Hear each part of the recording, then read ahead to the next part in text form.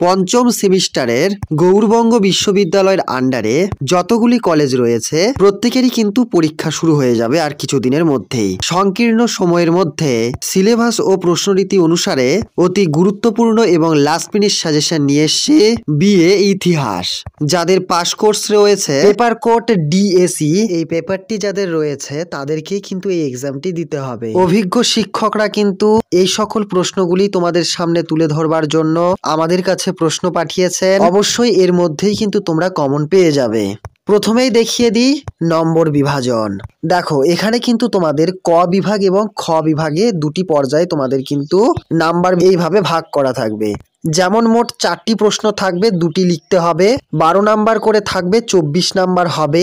এরপর তোমরা দেখতে পাচ্ছ খ বিভাগ, এখানেও কিন্তু মোট 4টি প্রশ্ন থাকবে, উত্তর লিখতে হবে দুটি। ঠিক আছে, 4 গুণ 2 সমান সমান এখানে 8 হচ্ছে। ঠিক আছে, মোট কিন্তু এখানে তোমাদের নাম্বার দাঁড়াচ্ছে 32 নাম্বার। তো প্রিয় ছাত্রছাত্রীরা, প্রশ্নগুলিতে যাবার আগে চ্যানেলে প্রথমবার হয়ে থাকলে অবশ্যই তোমরা চ্যানেলটিকে সাবস্ক্রাইব করে রেখো এই রকম নিত্য নতুন আপডেটগুলি পাওয়ার জন্য। তো চলো প্রশ্নগুলিতে চলে যাই। প্রশ্নগুলির কিন্তু নাম্বার থাকছে 12 নাম্বার। প্রথম প্রশ্নটি যেটি রাখা হয়েছে, রাজপুত রাজ্যগুলির প্রতি আকবরের নীতি প্রধান বৈশিষ্ট্যগুলি কি ছিল? এই নীতির কতখানি সফল হয়েছিল? এরপর তোমরা এখানে দেখতে পাচ্ছ মুঘল ভারতের কৃষিজ এবং অকৃষিজ উপাদান সম্পর্কে একটি প্রবন্ধ রচনা করো। এরপর তোমরা এখানে দেখতে পাচ্ছ শিবাজির শাসন ব্যবস্থা পর্যালোচনা করো।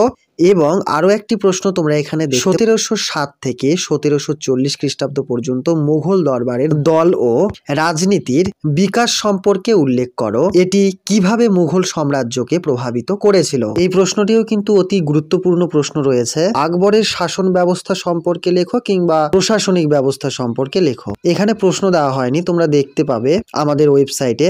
ধর্মীয় নীতি কিংবা ধর্ম সংক্রান্ত যে সকল আকবরের নীতিগুলি রয়েছে অবশ্যই কিন্তু দেখে যাবে। এর পরের প্রশ্নটি তোমরা এখানে দেখতে পাচ্ছ মুঘল যুগের উৎপাদন ব্যবস্থায় সেচের ভূমিকা এবং তৎকালীন উৎপাদিত পণ্য সম্পর্কে আলোচনা করো, অথবা বাণিজ্য সম্পর্কে কিন্তু তোমরা পড়ে যাবে। ঠিক আছে, এরপর তোমরা এখানে দেখতে পাচ্ছ মুঘল যুগের মুদ্রা ব্যবস্থা সম্পর্কে যা জানো লেখো কিংবা এর সম্বন্ধে লিখো।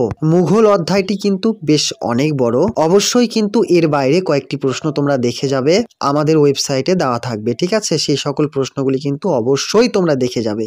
এবং এই সকল সাজেশনমূলক ভিডিও পেতে অবশ্যই কিন্তু চ্যানেলটিকে সাবস্ক্রাইব করে রেখো।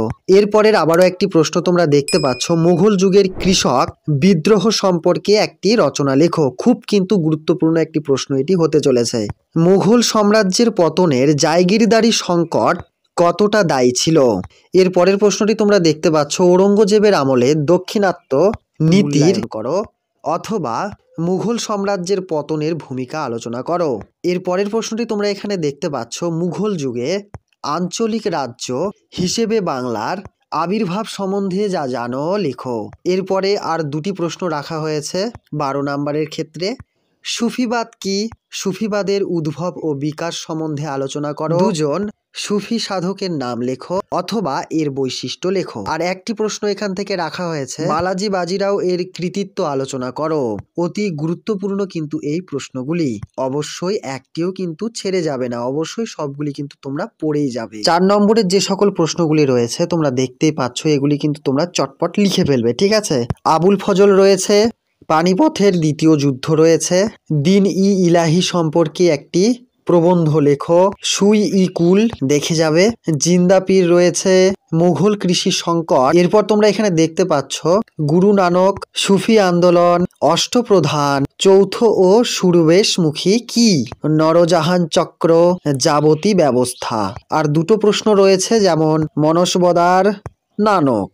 তো প্রিয় ছাত্রছাত্রীরা, এখনো যে সকল প্রশ্নগুলি তোমাদের পড়া হয়নি অবশ্যই তোমরা কিন্তু ভালোভাবে বাড়িতে পড়ে যেও, কেননা এই সকল প্রশ্নগুলির মধ্যে থেকেই কিন্তু তোমরা কমন পেয়ে যাবে। কোনো রকম সমস্যা হলে অবশ্যই তোমরা কমেন্টের আকারে জানিয়ে দাও, অথবা হোয়াটসঅ্যাপে যুক্ত হও কিংবা ওয়েবসাইটে দেখে নিও প্রশ্নের উত্তরগুলি।